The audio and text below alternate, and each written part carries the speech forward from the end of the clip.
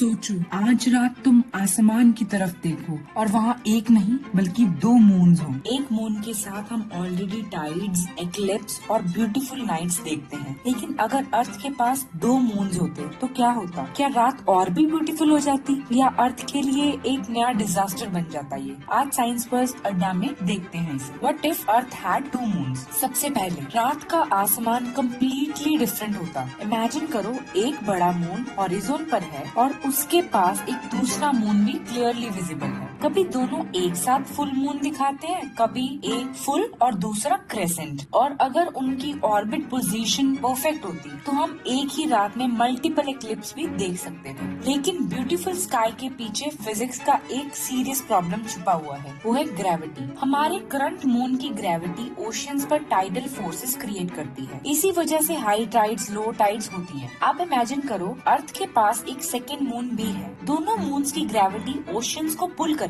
अगर दोनों मून्स की पोजीशन कुछ सिचुएशंस में अलाइन हो जाए तो टाइडल इफेक्ट स्ट्रॉन्गर हो सकते हैं। रिजल्ट क्या होगा? कुछ कोस्टल एरियाज में मच हायर टाइड्स पॉसिबल हैं, लेकिन हर जगह जायंट सुनामी नहीं आएगी। टाइड्स कितनी स्ट्रॉन्ग होगी ये डिपेंड करेगा कि सेकेंड मून कितना मैसिव है और अर्थ से कितने डिस्टेंस पर है। So two moons doesn't automatically mean two times the tide. अब सबसे इंटरेस्टिंग क्वेश्चन, क्या दो मून अर्थ की ऑर्बिट को चेंज कर देंगे? टेक्निकली हाँ, उनकी ग्रेविटी अर्थ को एक दूसरे पर कॉन्टिन्यूसली इफेक्ट करेगी। लेकिन अगर सेकेंड मून स्टेबल ऑर्बिट में हो तो अर्थ इंस्टेंटली सन में क्रैश नहीं करेगी। प्रॉब्लम तब आ सकती है अगर दोनों मून्स की ऑर्बिट अनस्टेबल हो। एक मून दूसरे के ग्रेविटेशनल फील्ड को डिस्टर्ब कर सकता है। ओवर मिलियंस ऑफ ईयर उनकी ऑर्बिट्स चेंज हो सकती हैं। एक मून अर्थ से दूर जा सकता है, दूसरा क्लोजर आ सकता है, या एक्सट्रीम सिचुएशन में एक मून सिस्टम से कम्प्लीटली एस्केप भी कर सकता है। आप इमेजिन करो, एक सोलर एक्लिप्स हो रहा है, मून सन को कवर कर रहा है, लेकिन अर्थ के पास सेकेंड मून भी है। डिपेंडिंग ऑन देयर पोजीशंस हमारे पास मोर फ्रीक्वेंट एक्लिप्स इवेंट्स हो सकते हैं। कभी एक मून सन को कवर करेगा, कभी दूसरा।